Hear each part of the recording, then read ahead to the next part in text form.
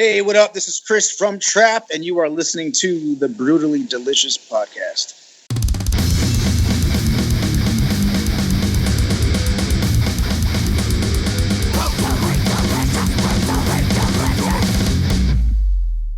Hey, you are listening to the Brutally Delicious podcast. I am Bruce. And my name is Chris. And today we've got hoped to be a fantastic interview with Chris. I believe it's Taylor Brown from Trapt. From Trapt. From Trapt, yes. Is this the band that did Headstrong? This is the band that did Headstrong. And they've got a new record coming out, Shadow Works, I think, at the end of the month. Yeah, and they also have a new single. What's the new single called? It is called Make It Out Alive. So yeah, if you're a Trapt fan, this is like right up your alley. This is Trapt. Yeah, it's very well produced. Apparently, it was the last song written for their new album, and they hope to inspire people to never give up, because times can get tough, and it can be easy to give up, but they don't want you to give up. So that seems really positive. I've interviewed him before, and he's had a few things to say, and it's always been cool to talk to him. And I know he's been making quite the rounds on Twitter and Facebook, so it'll be cool to check in with him. Well, yeah, I heard about this thing with Ice-T. Yeah, I don't know all the stuff. I mean, I've just been catching bits and pieces and sort of rumors about it. So we get him on the line, and I've cleared it with Shauna. We're allowed to just talk to him about what's up. So cool. Yeah, no, we can see what's happening. I'm just looking at their Twitter feed. Yeah, that's all I got to say about that. Before we go any further, everyone is entitled to their own opinions, and we respect that. And absolutely. So let's go ahead and get Chris on the line, and we'll see what we get out of him. All right, Chris, how are you? I'm good. I'm trying to get my Skype ready to go here. Yeah, you don't have to do video if you don't want to, because we're just worried about audio, so it's up to you. All right, my bandwidth sucks where I'm at, so I had to cut my video off to keep it rolling. But I've chatted with you before. We interviewed you on did a couple interviews down here in Virginia at the Canal Club on previous tours. Cool. I think I'm in. Hey, there you are. I'll turn my video on so that we're equal. It's my partner, Chris. Hey. Yo, what up? How you doing, man? I'm good, man. Good. Good. What are you up to? Just getting this new album ready to go. Uploading it. We're doing a pre-order and giving some. We have a physical version, and we got a couple songs on there that's only going to be on that. So that's a cool idea. That's not something a lot of people do anymore, where they have like just a couple songs, but you have to get the actual physical copy of it. Yeah. So I remember we still have plenty of fans that are into that kind of thing. So it's good. I remember back in the day they used to do that for the Asia releases, like they would put extra songs on for different territories, and then people would like try to find them all over the world. Easter egg going. Yeah. You guys got a new single dropping today too, right? We dropped 2 so far. I thought I read the 22nd. We pushed it back so that the first 2 songs can have a little bit more time, to be streamed and all that kind of stuff. Give that a little bit more love. So, just kind of with the streaming thing, it seems like you got to release a song, give it a couple weeks to do its thing, and without having a bunch of new songs added to the deal. How's the response been? Great, man. Just I think like I've said, I think this is one of the best record we've done, and I think a lot of people are agreeing with me on that as far as fans go. It's great. Nice. Where did you guys track the record? You guys, we did some stuff in Orange County, did a bunch of drums. We did a lot of guitar and vocals, and where I'm at, Cincinnati area. I did track a bunch of stuff at my place, just with a regular SM58 microphone and a real just simple setup that it's pretty crazy. Like the same thing that I sing on live, I sound to me the best at. So it was cool. It was like I'd always recorded albums, vocals with like the best chain you could ever have, like the compressor and and the EQ and the best mic you could find and all that kind of stuff. And really all I needed was just a regular SM58 that you sing live with, you know? Hey, and man, the 58. It sounds awesome. The 58 is so similar to the SM7.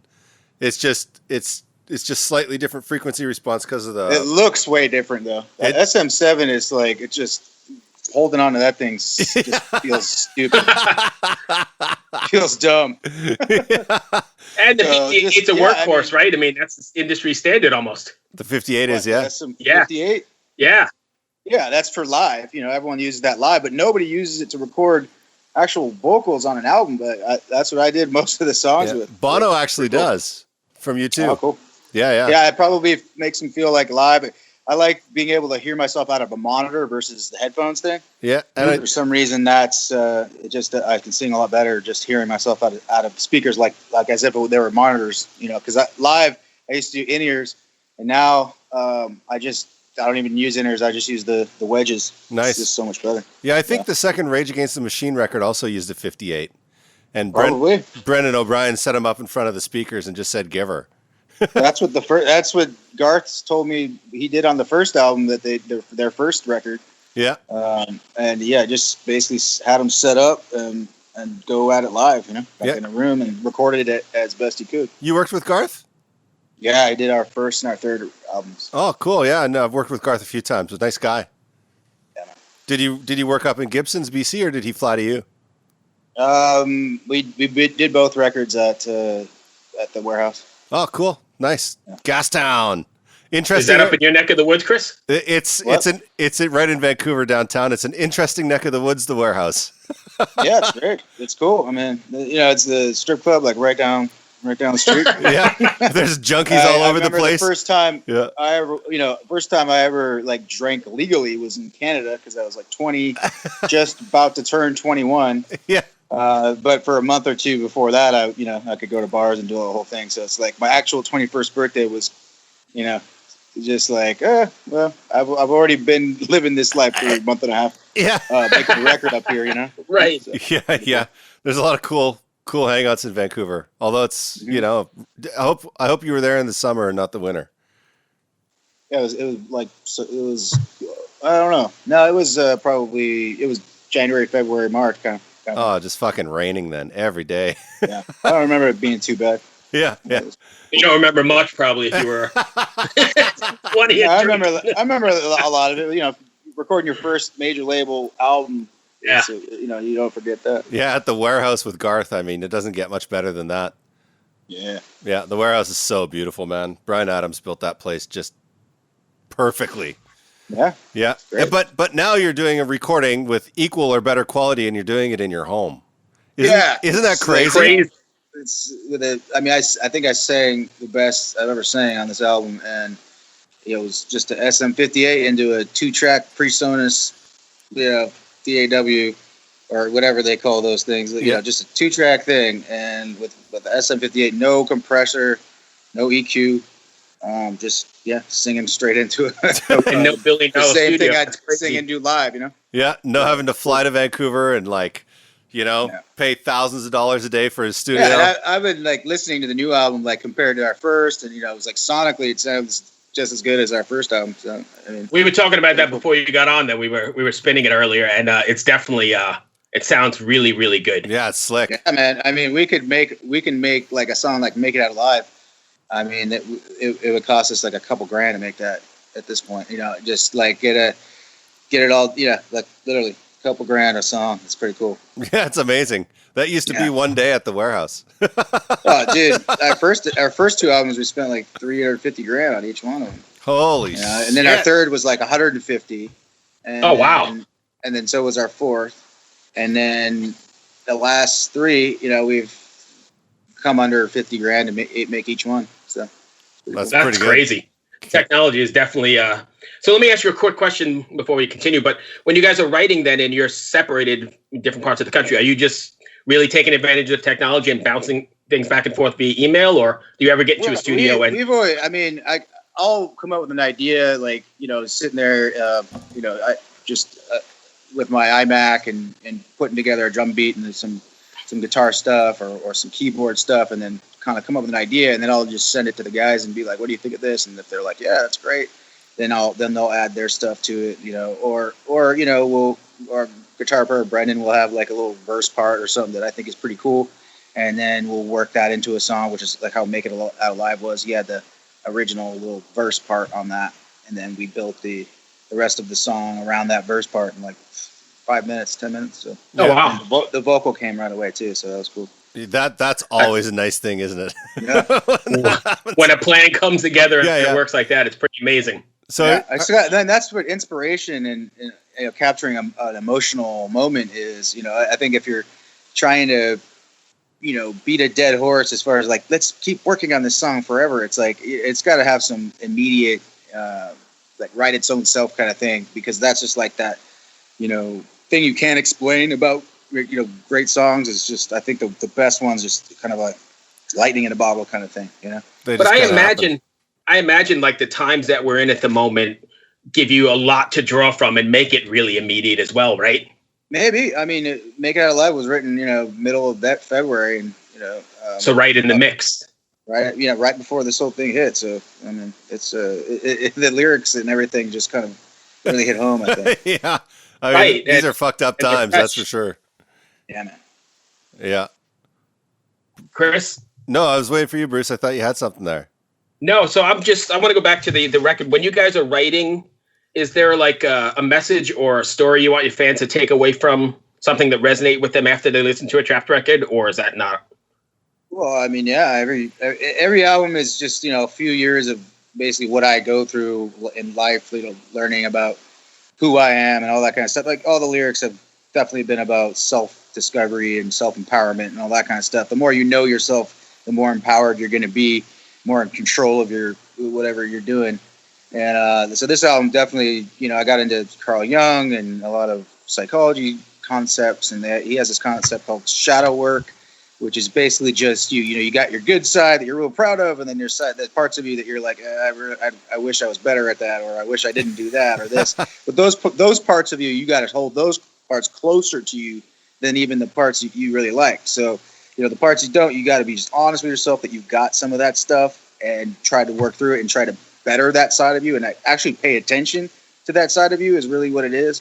And a lot of people, if their parents didn't pay attention to that side of themselves, then they also don't pay attention to that side of themselves. Right. They just keep that voice in their head, you are worthless, or you're never going to amount to anything, or blah blah blah blah, and they just kind of believe it. So I think this album's definitely about that darker side, and trying to make that darker side work for you instead of against you. So that's what all the songs on this album are really about. All right, I've got one more 2-part question, and then we can go from there. You've been at this since '95, I believe, right? So it's about 15 years or so? Well, I was 16, August 97. That's when we officially made our first song. Okay, so 12, 15, whatever it is. Did you ever imagine first that you'd still be doing this? And then second, I imagine a lot of Trapt shows are going to be multi-generational as well, right? Like people like myself bringing kids to the show. Yeah, man, that's kind of pretty cool too, right? I love seeing that. Yeah, it's great. I in high school, I wanted to do a bunch of different things, and I wanted to play football for college and higher if I could. I was in a band, but I think the music thing definitely just happened, and I was always going to be into music. I love music, and I was going to pick up a guitar because my dad had one and he played and he wanted me to play, so that happened.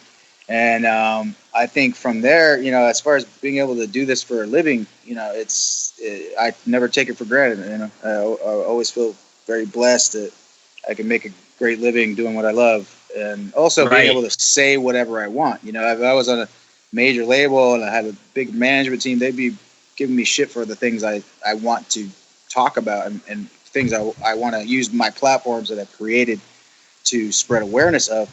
I wouldn't be able to do that on, in a system like, that we used to be on when we were younger. Right. So it's everything that I set out to do, I basically have done so far. And I'm just going to keep on, using the platform and to help others, empower themselves, or, to not point their fingers at everyone but themselves kind of stuff. And, no victim mentality crap. And I think lyrically, we really all the songs that and the thing that I talk about on social media are songs embody all that stuff. Okay, so I think you mentioned that you sort of opened the door, and if you don't want to go there, that's fine. But you've been getting a lot of attention on social media lately. How is that? I mean, you said that's because the I record think company. it's hilarious to me. It's like, Kid Rock will be like, oh, pro Trump, and yeah, Trump's awesome, and this stupid white privilege conversation, it goes nowhere. All it does is make white people feel guilty for existing. Stuff like that. It's just not a constructive conversation that we can move forward together. It's always pointing your fingers and blaming others and all this stuff. I can't stand that stuff. But it's so funny though. Like, some artists can say that stuff and it's like no one cares. And then for some reason I say that stuff and then everybody wants to come after me and jump down my throat. Right. And say, and they're like, oh, people aren't going after you because of your political views. You're just an asshole. It's like, no, that's not the case. It started because they didn't like what I was saying, Right. Politically and socially. That's what started the thing. And everyone who says it's not because of your support for Trump or the things you think, it's just because you're an asshole. It's like, then they use the freaking excuse the example they use is me going after Chris Evans for saying Trump sucks at his response, and he didn't take it serious. He didn't do anything, and all the deaths are his fault. It's like, that is ridiculous, and I will always say that's ridiculous. And I just felt like nobody supports our country's president. It's almost like that's a weird thing to do for some people.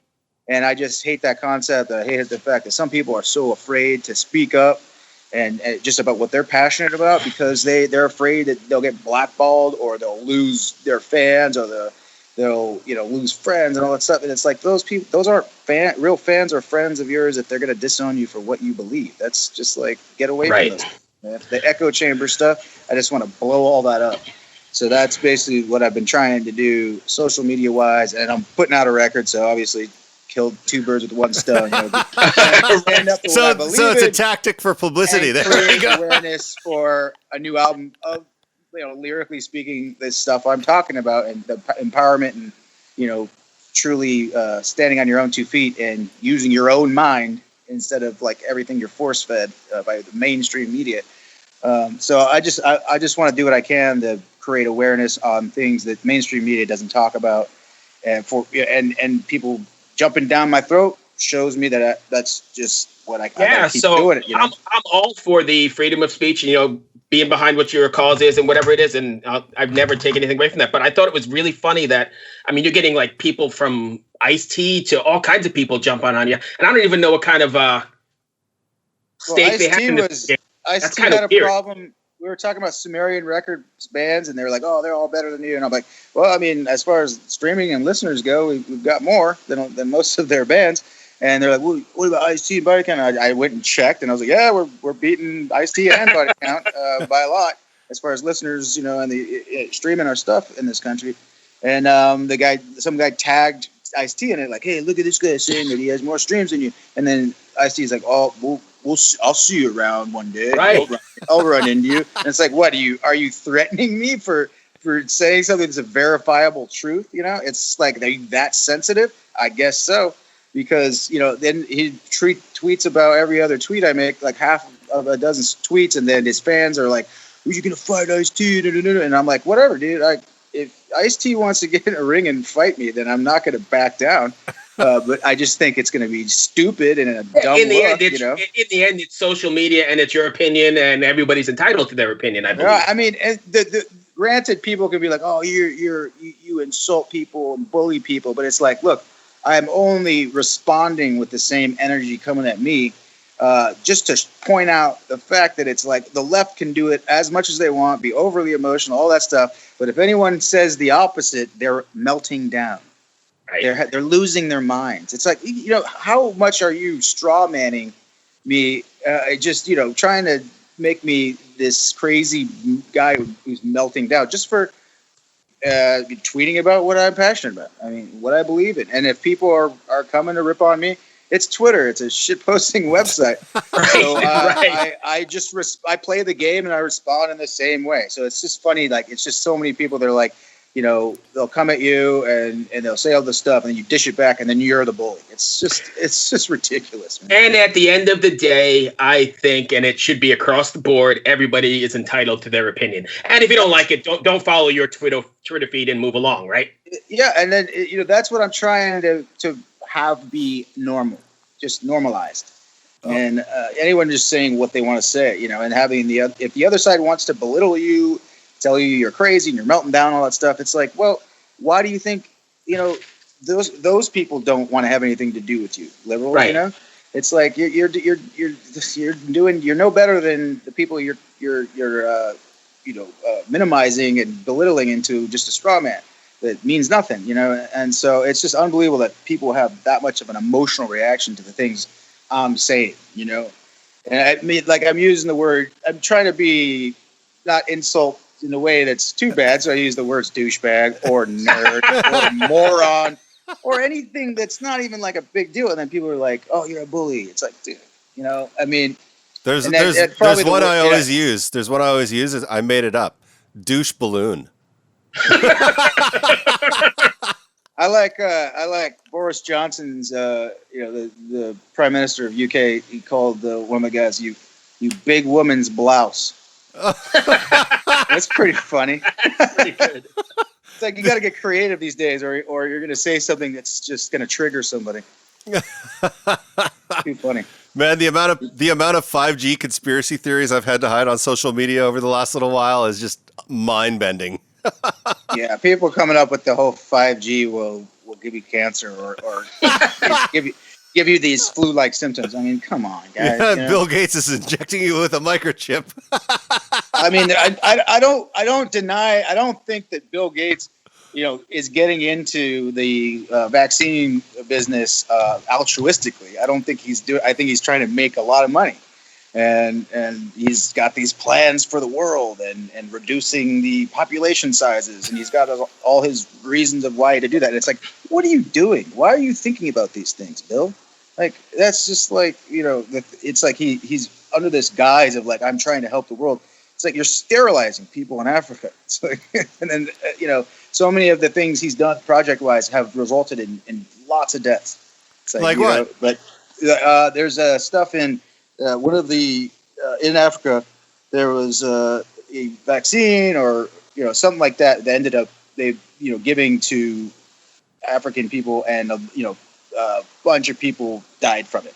So there might have been more than one time where that's occurred for him. So I've never seen anything about it. I can look it up. But if you go Bill Gates vaccine, child deaths or something like that, then you'll see it. I mean, I've definitely seen the article about stuff that's happened that probably he wouldn't want the mainstream press reporting on. Huh. Yeah. What are you doing anything particular to stay in touch with your fans or engage with the fans in this era of no shows and kind of contact?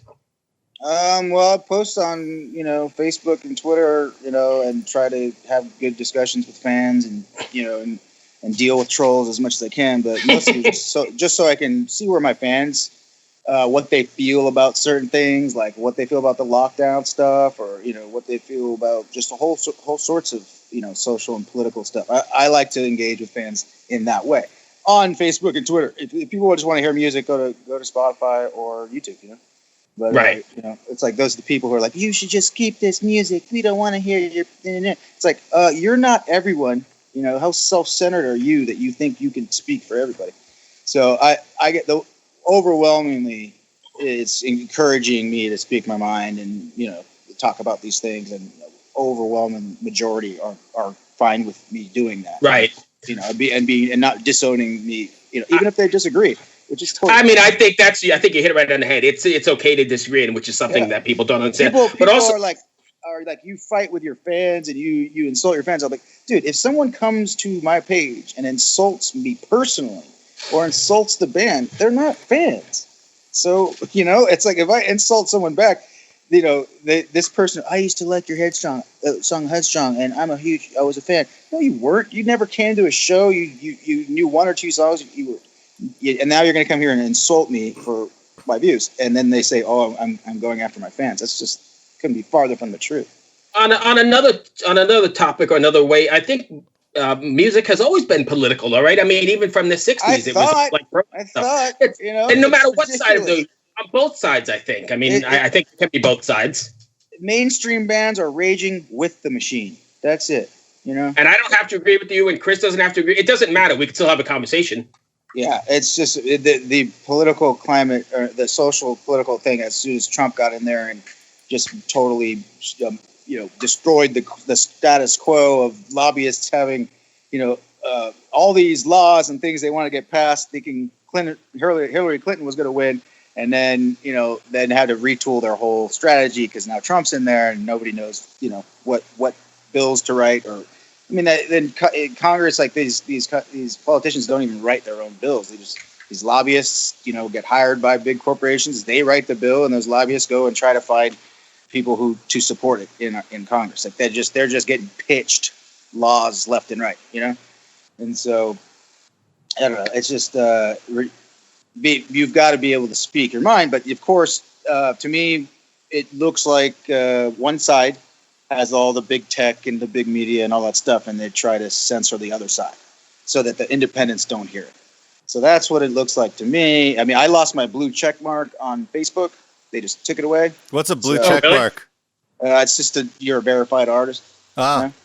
Twitter has it too. Twitter, we have our little blue check mark. And yeah, it's Facebook just decided that, and I put, band, musician, and news and media as well, in case they were like, oh, you're not representing yourself as just a band or musician, even though any band or musician should be able to talk about whatever they want, So right. I'm talking about these certain things and making these certain posts. So you're going to take away my verification. So that's Facebook did that, and a lot of the people. Oh, because they didn't equate it with a musician and more of a platform. You mean? I have no idea. They didn't tell me. They didn't give me nothing. The mark was gone. Weird. So yeah, it's not weird. It's just a bunch of these Silicon Valley total, far left authoritarian liberals who decide, they should be able to tell me what I can and can't talk about on a page on their website. What do you say to them though, that where they say, hey, this is our website? Oh, I just talk about it. I just go look at what they're doing. That's all I can do. I get that, because they're kind of now more of a media organization than they are a website. But hell yeah. But like if you put it in the context of a yard, like if someone drove their tires over my yard, which happened yesterday and pissed me the fuck off, right? And I would say, okay, get the fuck out of my yard. I don't want you in my yard anymore. And that's totally fine. They can't come in my yard if I don't want them to. So if they don't want that on their platform, why should you be allowed to have that on their platform? I'm not going to be able to do anything to tell Facebook what to do, but I can say this is what Facebook just did to me. Yeah, and gotcha. Here is an example of left-wing media censoring the right wing, and hopefully at some point, I mean, if we did the civil rights stuff with, you can't refuse service to, certain people because of their race or religion or whatever. You should also not be able to discriminate against someone because of their ideology. So I hope that there's some laws written in the future. What about that court case in Colorado where those people were religious and they didn't want to make a cake for the gay couple, and the Supreme Court said, yeah, that's fine. You don't have to do that. It's like, who wins, the ideology of the gay couple or the ideology of the baker? But shouldn't they have the same rights as someone with skin color, like a person of color? Shouldn't they have the same rights as you or I? Well, if you grant the gay couple the rights, then you're taking away rights from the baker. So I think everyone should be able to do whatever they want. Same with Facebook. If they want to delete my page, then they can. I can't really. Because it's their platform in essence. So I'm just saying, if you're a baker and you don't want to do the bake a cake for a lesbian couple, that lesbian couple can go and tell all their friends that you suck and that you're bigoted and all that stuff. But they shouldn't be able to force the baker to make the cake. Yeah, You should be able to have free speech and go, look at these people, they suck. That's fine. Yeah. But as far as forcing the private business to do what the other side says, I mean. Like with Facebook, once something gets so big that it becomes the main news aggregator, then I think that it's like a utility. It's like electricity or something. It's like people need this. It's become like a public platform in a way that it's like it becomes essential It's for like everybody to have equal access to it. It's become like the BBC. I mean, it's not the BBC, but like in the UK, the BBC is free for everybody, and they have like 5 different versions of it. Yeah, it's where Facebook is probably where most Americans get news from. And I think you're 100% that's right. fucking sad. That's really fucking but it's sad. the truth. I mean, that's it. Yeah. That's the deal. It's the number one. Anybody can post anything, and people view it as fact, like almost immediately. Yeah. Well, whatever. People just read headlines, and they don't do any of their own. Well, I actually just looked research. up the Bill Gates stuff, and what he did is he gave malaria vaccine and HPV vaccine. So he didn't kill anyone. It's not true. So nobody died from any vaccine that he made and gave to people. No, they were all FDA approved vaccines. I'm just saying was it accurate that people died from a vaccine that Bill Gates had a part in? Not that I could see. It was all debunked. I'll have to look at what I read. Yeah. At any rate, it doesn't matter. I wanted to know because I was like, well, what the fuck am I missing here? Because I'm a person that likes to look at both sides of things, but my sister is a high-end journalist in Canada. She works for the CBC. She's worked for all the major media corporations, and I understand what journalism is from her work. Yeah. So I always try to find out where are the facts. I don't really care. I don't care if it's left. I don't care if it's left or right. I only care what's true. Look up the sterilization thing.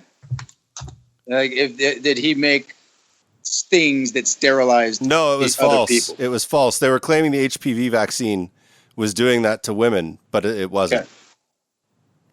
It was just to stop. It was just to stop them from. Up. Yeah, it's fake news. Someone just made up that there was any death. Yeah. At any rate, any sterility or whatever. Yeah. All right. Well, I got to look into that. Yeah, it's crazy. At any rate.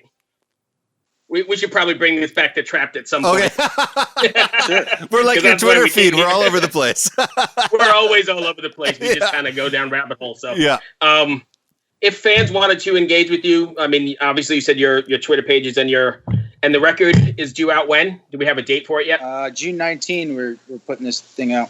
So. And the next single, I know you said he postponed. Did you have a date on the single? Yeah, we have "Make It Out Alive." Tell Me How You Really Feel. That's we're pushing right now for the next week or so, and then Far Enough Away will be, I think, a week from today. And then we're gonna just put as far as streaming goes, we're just gonna put out another song every few weeks, even when the record's out. That seems to be like a model now, right? That's the way the music industry is sort of working. You have to. I don't know, man. I think it's still a brave new world. I think people don't really know exactly how these algorithms work and all this stuff. It's like for Trapt, all we're trying to do is get our 720,000 followers on Spotify to hear the new songs. Right. But it's like Spotify. I had Spotify, and they have these like release radar stuff or their weekly suggestions, and I like rock music and I like trap songs, to see what's up, and they only show me like trap music, like rap and mumble rap.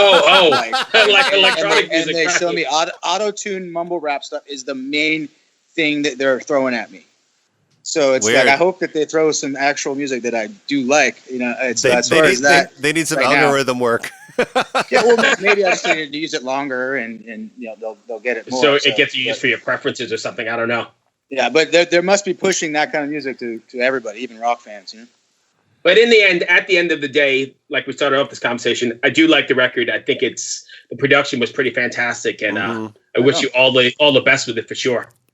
I know. Appreciate it. Chris, you got anything? Yeah, what are you guys doing? Do you plan on doing any like a lot of bands are doing like these multicam kind of in-home performances because they can't tour and they won't be able to tour probably until the end of next year. So we did an acoustic thing April 2nd. It was about an hour and a half. Myself and my guitar player, he also plays drums, so he played the cajon, sitting on it and banging away at it, and I was on acoustic guitar and vocal.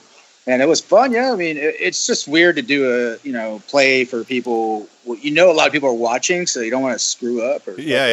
Right. But you don't feel them. there. I mean, you can't see them, you can't hear them, so it's very surreal. Like between songs, you're like, hopefully they liked that. No idea. Yeah, that was like we had we had like 70,000 people watch it, so it was pretty cool. That was like watching the Post Malone Nirvana tribute. I saw that, yeah. In between songs, they were like, "What the fuck do we do?" Yeah, I'm a big fan of Catatonia. I'm a big fan of Catatonia, and they did a whole thing from a studio in Sweden live, and it was fantastic. But you could see they had this weird, uncomfortable thing going on, in between songs, and you just feel it. It's so funny. It's bizarre. I mean, I just really a lot of our April, May, June stuff has been pushed to October or September, October. So I would hope by then, that at least under 1,000 caps are going on, or drive-in shows or something. The drive-in thing, it's just like, okay. I mean, if it's like an acoustic thing where it's like you're just trying to really sound great and all that, but as far as a big rock show with people sitting in their cars, that's weird. I would just be like, why are we doing this? Coming out the side of the windows. It makes your performance look worse, It's like, just wait, build up the demand. And I'm afraid that's where some of this is going to go, though. But you know what? What the problem with the drive-in concert is, from an audio engineer point of view? Holy fuck, is that going to sound like shit? Because with all the glass and metal throwing for it just would be done. Just like people are trying to be innovative. But it's no, I get that, and I think you're going to find a lot of innovation and creativity coming out of this because, necessity is the mother of all invention, right, or something like that. I've been looking at all the data and stuff, the Sweden things, like as far as does lockdowns even work? 70% of the people that were coming in, getting hospitalized for this thing, did not go outside their home. They stayed locked down, and they still got it for some reason. I don't know if it goes through the vents or whatever. It's airborne and all that. But plenty more people than we thought have been infected with this didn't have any. They didn't even know. Like there's a meat packing plant. 400 people tested positive. Not one had a symptom. So it's like the Sweden thing. Even the WHO is saying they have a good model. They're trying to build up herd immunity. Probably won't get a second wave. So I just feel like the initial model said if you don't do this lockdown stuff, everyone's going to die. Millions dead.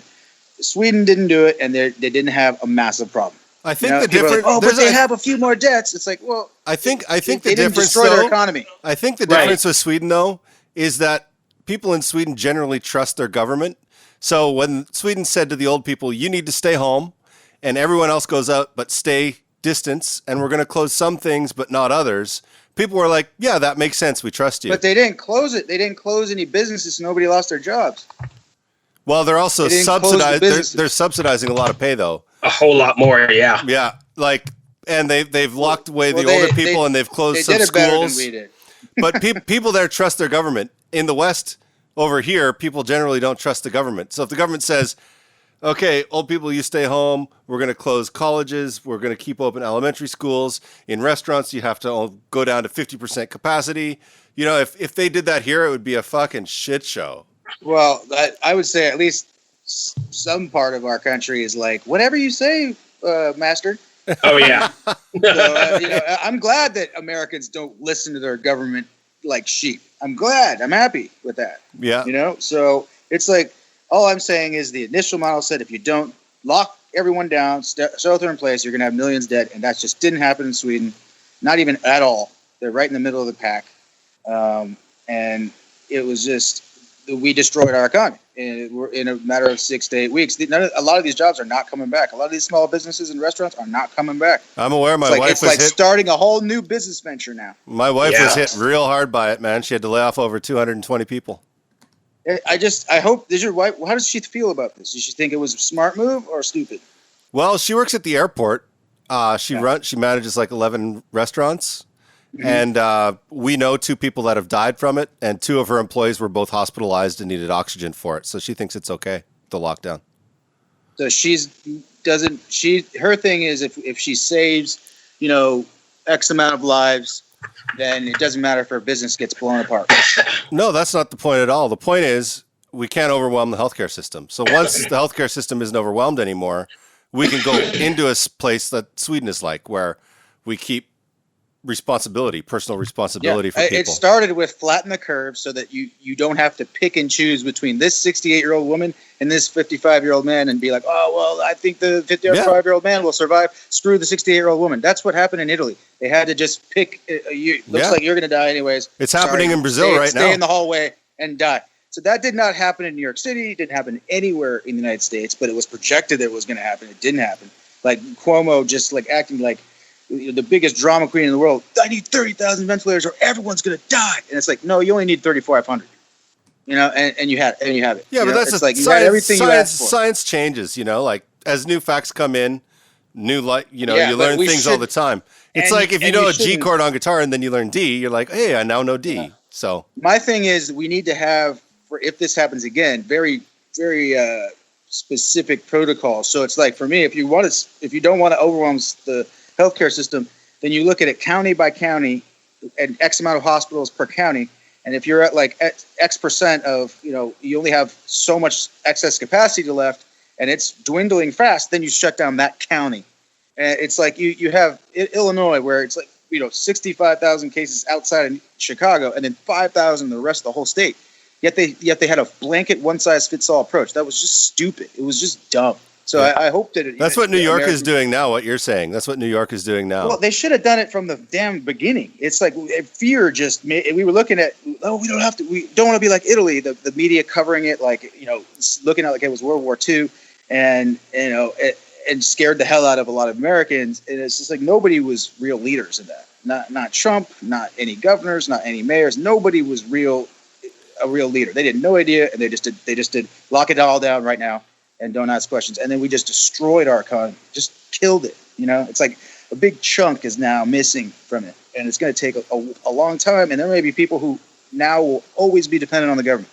Yet they could have had a job, and they could have been somebody who was going to keep working the rest of their life. But at this point, at 6 months of just getting money and then sitting on a couch, it's real hard to now reverse that and get back in the workforce. It's just it's tougher when you put someone on the welfare or unemployment for 2 years straight, like they did in 2008 and 2009.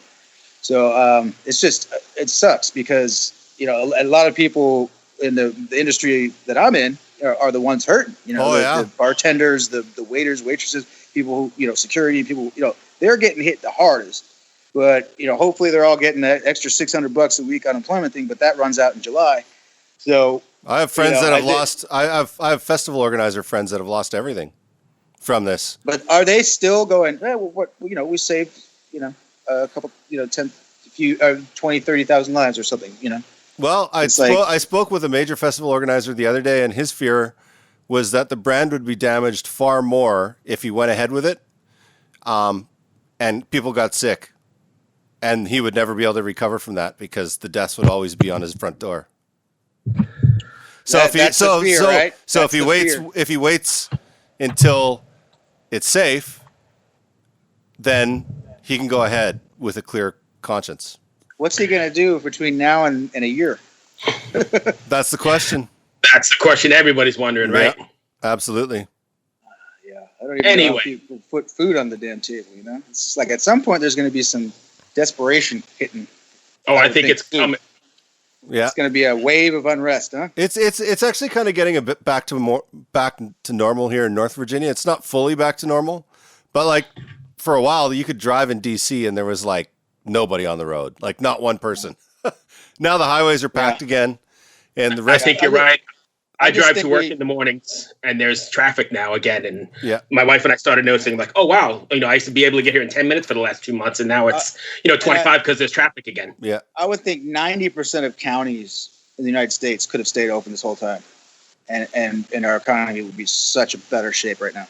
So I hope that we all admit that was the blanket one size fits all with some medieval, BS approach, and it should have been county by county. Only if the healthcare system is at risk of happening, like Italy happening.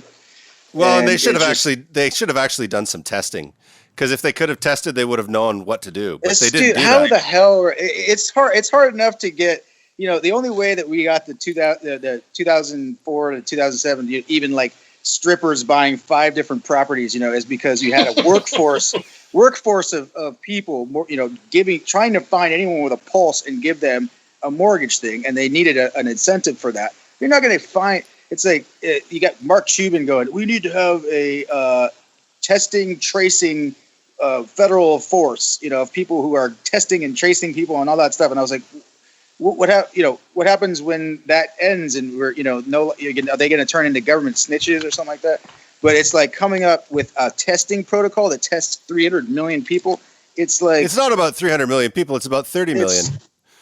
You need 10%. Testing 30? I don't know, man. So here in Loudoun County, every weekend, they line up. They have drive-in testing centers they set up. Anyone can go because all they're trying to do is figure out, is the virus going around in this area? Because if it is, then we have to deal with it. They're not trying to get everybody. They're just trying to find out where it is and how they can attack it. I don't know how that would have, because to me what happened was the middle of March hit. Trump shut down travel from Europe on March 12th.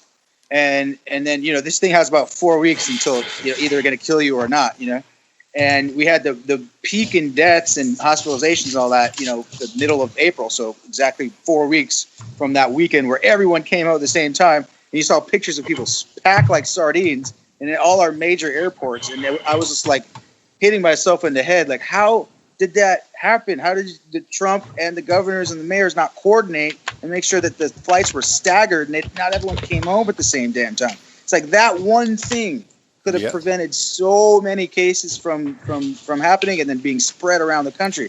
But no one's talking about that. No mainstream media, no one, because I guess they can't go after Trump with that because they have to also rip on the mayors and the governors too, So, but nobody's talking about that one weekend where it was like, we're gonna get an issue now. Everyone's coming home from an infected Europe. Yeah, and the they're fact all that packed there like was sardines. airports and the airports didn't test anybody. They didn't test a single person. Like when he stopped the flights from China, he actually didn't stop the flights from China. He stopped Chinese people from coming, but anyone else could still come from China. Right. So what do you think he should have done though? Like make it so no, they should have just been can't come home. They should have just been testing people at the airport. As they come in, they give them a test. Yeah, I just feel like make 30 million tests and start testing people. Well, no, it's like we're talking about a undertaking. 300-person airplane. We're not talking about 30 million. Like 300 people land, they all get tested. They all find out within 24 hours if they're positive or not. Did you hear about the president of Tanzania or whatever it is, some African country? This guy tested. He got the test from the WHO or whatever for COVID, and instead of testing humans, he tested a pheasant, a papaya, and a goat, and he sent them to the WHO, and the WHO said, "Oh, they're all positive." So he's like, "They're full of shit." As far as these tests go, everybody just is positive. So the antibody test is what should really be going out there. Testing for antibodies for this thing, because they've done that, and that's why they showed that in LA or Santa Clara and New York City, plenty more people got the virus than were tested. Yeah, they were saying in the Bronx that almost 40% of the people in the Bronx have been exposed to it. Right, and that's where that contact tracing is going to come in handy. Absolutely. All right, listen, we're at like over. Sorry, it's a good conversation. Yeah, I hope that I don't know, man. I hope that the Trump saying we're not going to close down again if there's a second wave. Like, are we gonna just say, hey, like we got to build some herd immunity on this, and there's going to be casualties in this war against this virus. It's almost like we cannot have one person die. No one can die. It's like 3 million people die in the U.S. every year, but it seems like the people who care about certain deaths are because the media blares it constantly. Oh, now we really care about these 30 people or this 1,000 people. I think what makes the doctors scared predominantly is that this disease has gone in less than 3 months to the third leading cause of death in the United States. Okay, but I just don't understand when we had in 1957 we had 150,000 deaths from a H1N1 Hong Kong flu. But that was in 1957. Yeah, so it was different times. The technology wasn't there. And then the late 60s, there was another H1N1 from Asia that killed over 100,000 people in the United States, and we had Woodstock in the middle of the two peaks. Woodstock. So it's just like, why now that we wanted to shut everything down, but we didn't want to do it in 57 or in the late 60s, or even the Spanish flu. There wasn't lockdown orders nearly what we're doing now, and that thing killed 50 million people worldwide. It was way more, fatal than what we're dealing with now. Oh, I don't know enough about that, but that's what I'm saying. I think that's why people are scared, because in less than 3 months, it's become the third leading cause of death in the country. So they're like, fuck. Yeah, I don't know, man. I've seen, it's like even 2017, 2018, we had 80-something thousand in the U.S. that died from that flu. Didn't even bat an eyelash about it. So, I don't know, man. It just seems a little too convenient for one side of the aisle, or what was happening with Trump's economy and all that kind of stuff. Just feels a little too convenient. Yeah. Cool. At any rate. Read into that however you want. Chris, at any rate, I thank you for taking the time. Thanks, man. Yeah, thanks for having me, guys. Yeah, I appreciate it. Hope we are all still good. We just kind of voicing our own opinions. Oh yeah, this is what we're about. I love this kind of conversations. What everybody needs to have: civil conversation, agree to disagree on certain things, agree on other things. It's like I hope that the discourse can be more civil. But hey, I'm not hoping when I'm calling someone a nerd or a moron or an idiot or whatever. But it's like, I also get emotional. You're passionate. I get it. Everyone's passionate about things they believe in. So thank you for taking the time. Thank you for explaining your situation. I truly wish you the best with the record. Best luck with the record, brother. Appreciate it, guys. All right. Good luck. Stay safe, and we'll talk to you soon, man. Thank you, sir. I appreciate it. Once again, good luck with everything. Good luck with the record, man. Take it easy. Take care. Bye. Bye. Hello out there. Yes, hello out there, everyone. I'm Hal Schwartz. And I'm Flynn McLean. Together we host None But the Brave, a podcast dedicated to the music and career of Bruce Springsteen. Bruce and E Street Band are on tour right now for the first time in 6 years, and we're taking a detailed look at what's happening on stage in our bi-weekly episodes. We've also been recently joined by some very exciting guests, including rock journalist Warren Zanes and Stephen Hayden, Backstreet's Magazine founder Charles Cross, and Barstool's Kirk Minahan. If you're a diehard Springsteen fan, this is the show for you. So please subscribe to None But the Brave on your favorite podcasting platform, and we hope to see you further on up the road. Thank you so much. We'll be seeing you.